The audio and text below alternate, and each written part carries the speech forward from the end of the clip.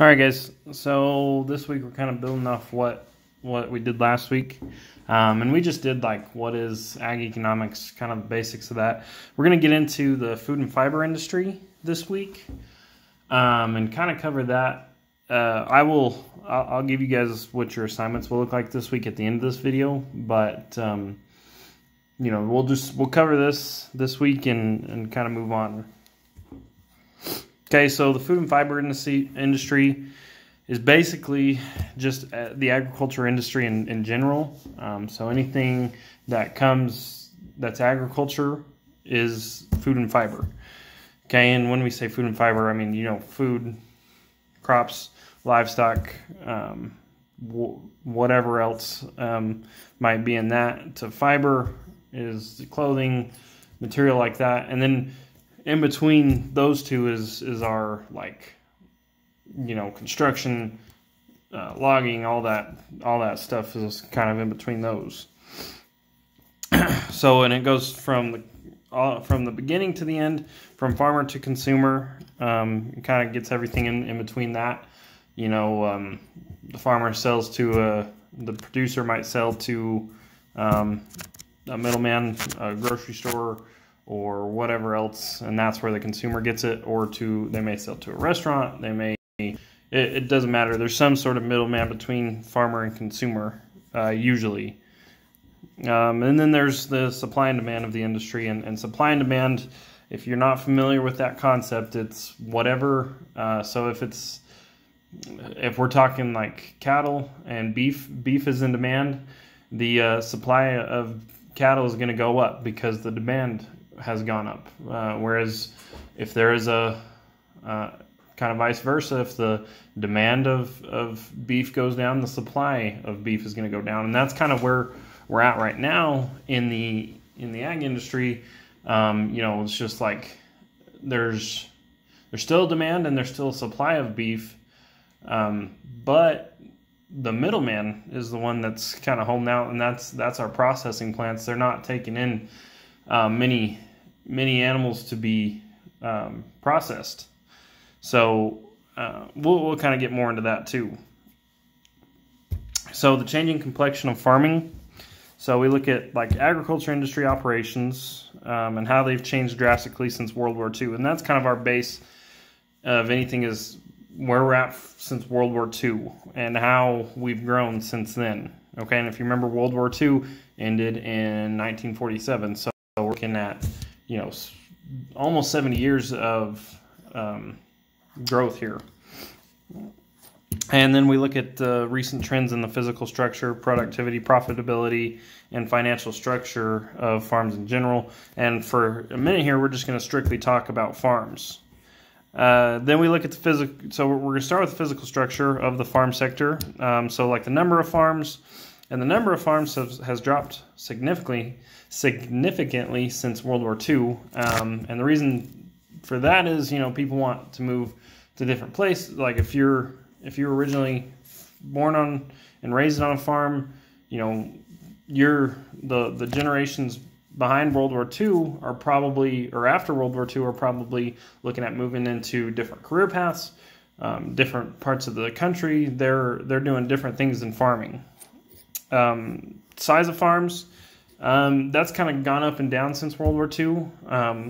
So just like, you know, we had really big farms prior to World War II, and there was a lot of farms in the U.S.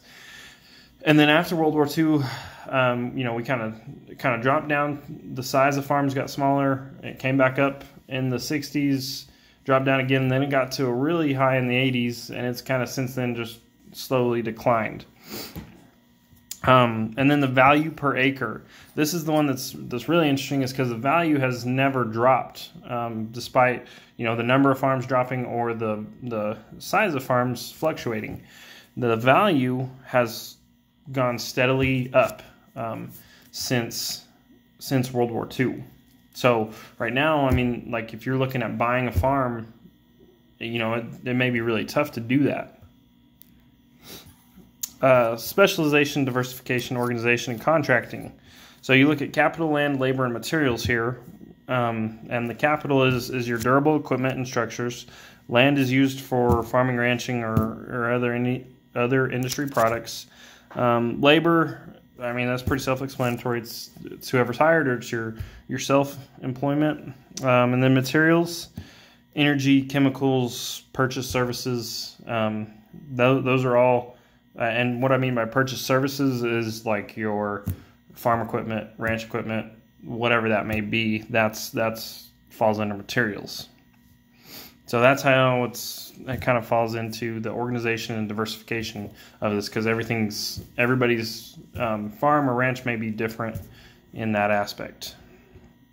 Productivity, that's the level of output per unit of input. So it's whatever, like if you have an acre of farmland and you're farming and you do, you do alfalfa, you have to be able to output a certain amount of alfalfa within that certain acre, okay? And it's increased, that has increased a lot because we've maximized our farming practices, and the technology has helped us maximize those practices, so we can maximize the land that we have to produce, to get that output. So capital materials slowly increase while labor decreases, which is a good thing. A few more capital, a few more materials, we can handle that. And if we're using less labor, that's always a good thing, especially when we're talking farming. Profitability, that's our gross income. Our net farm income is gross farm income is equal to the minus the production expenses, and then gross farm income is equal to receipts for marketing and government payments, plus other income from farm sources. Our financial structure, it examines the major components of the balance sheet for the farm sector. A balance sheet indicates the value of real estate assets and non-real estate assets on farm and financial assets and liabilities of the farm.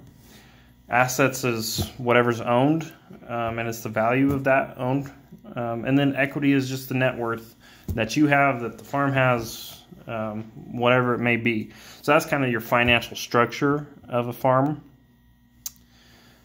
So if we look at some other industries in the other sectors in the food and fiber industry, there's farm input suppliers, there's food processors, wholesalers, retailers, there's a value-added process, fiber manufacturers, shippers and handlers, and then export markets. And this is kind of where I'm wanting to focus, is on these last few sectors, because we can talk all day about farming, but it's pretty much all the same, and you guys understand, well, farming is where we get our food. Okay, so our farm input suppliers, so this is like who supplies the feed, who supplies the fertilizer. If you need to use pesticides to help protect your farm, there's the chemical industry.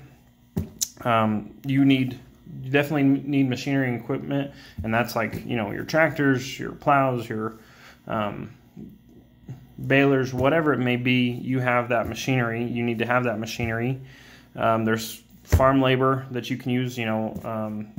Some of the farmers around here may hire some others to drive tractors or whatever else for them to help out. And then there's farm lenders, so that's like your banks, things like that kind of help supplement that farming industry.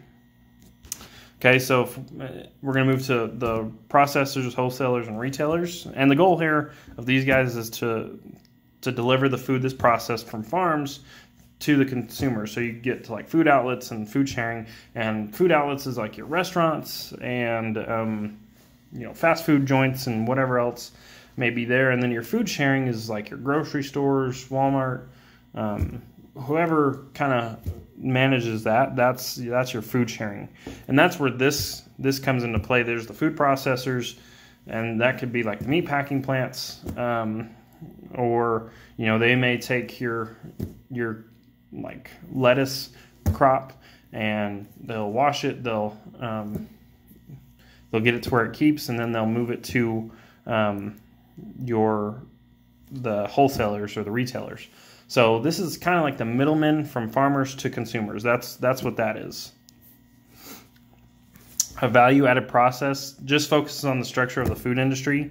So like food processing, wholesale, retail, trade industries, they can be characterized by a small number of firms that account for a substantial portion of total industry sales. And fiber manufacturers. So when we look at fiber is a big industry in the United States. It's actually one of our biggest agriculture industries in the United States because cotton's our big fiber in the U.S., and it accounts for more than 80% of worldwide fiber, of the natural fiber. Now, we're not talking like synthetic fibers like the Nike or Under Armour, the Pro Combat shirts or whatever. We're not talking those because they will use like some cotton, but they'll use like poly or there's all kinds of synthetic fibers that are made. But cotton accounts for 80% of the natural fiber in the world. In the U.S., we actually it accounts for $40 billion of products and services annually in the U.S. And that's a lot of money, guys. That's a big industry. And if you're looking at where cotton is grown in the South. Like Alabama, Georgia, Texas, New Mexico, Florida do a lot of cotton farming, and the reason being is because that's where it grows best. It grows really well in a warm climate, and it actually does well in like our dry climates like Texas and New Mexico, and it can do well in like the more humid climates like Alabama, Georgia, but it generates 500,000 jobs in the U.S. And then it's farm to textile.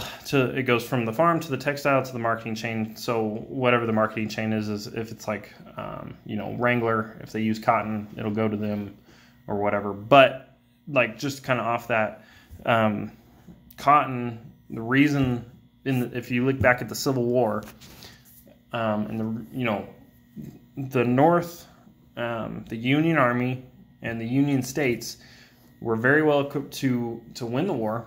More so than the South ever could have. The Confederate States could have hoped to be, but the reason they were able to kind of maintain and keep themselves in contest with the North is because they had all the cotton that a lot of the world used at the time, and that's back in the 1860s.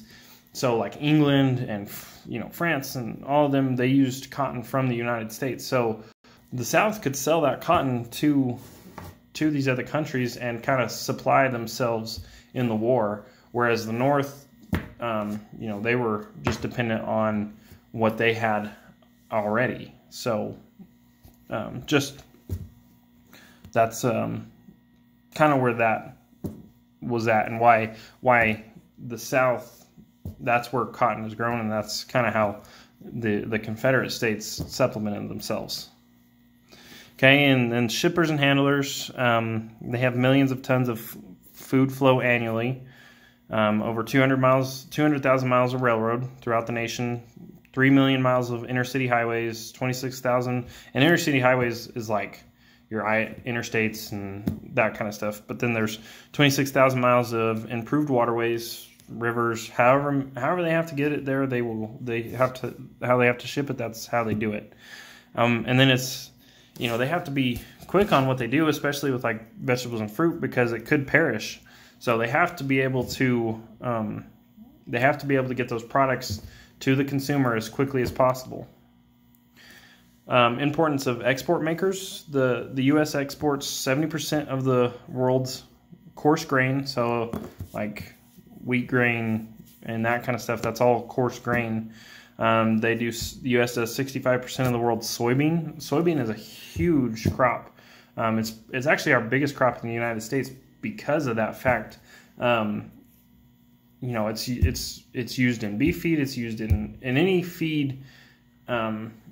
it can be fed to any livestock animal because it has a good amount of protein in it.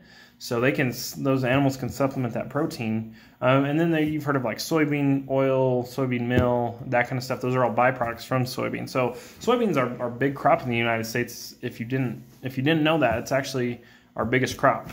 World events can influence the domestic consumers and products. And a good example of that is what we're living in right now. The COVID-19 pandemic has definitely influenced our consumer and products. Like I said earlier with the beef, it's kind of influenced how we do that.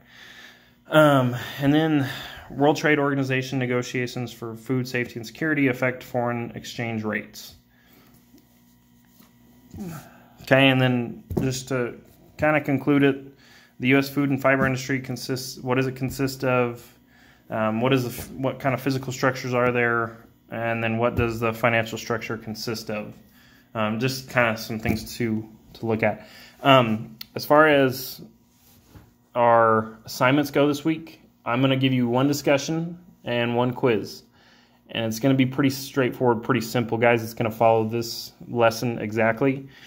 What I want you guys to do, or what the discussion is going to be about, like how did the coronavirus pandemic affect the agriculture industry, and how did it affect imports and exports? How did it affect the beef industry? So on and so forth. And that's going to be the discussion question. And you guys will have to do some research on it, but it should be a good discussion. I hope you guys enjoy that discussion. So just be on the lookout for that. If you guys have any questions or concerns with anything, just let me know. Send it through Wisdom, text me, whatever it may be. I may not look at Wisdom on Friday, Saturday, Sunday, but if you text me, I'll be able to help you out. So just so you guys know. But with that, that's the end of this week's lesson. If you guys have any, like I said, questions, concerns, just message me and I'll get back to you. So, all right, guys, we'll talk to you next week. Bye.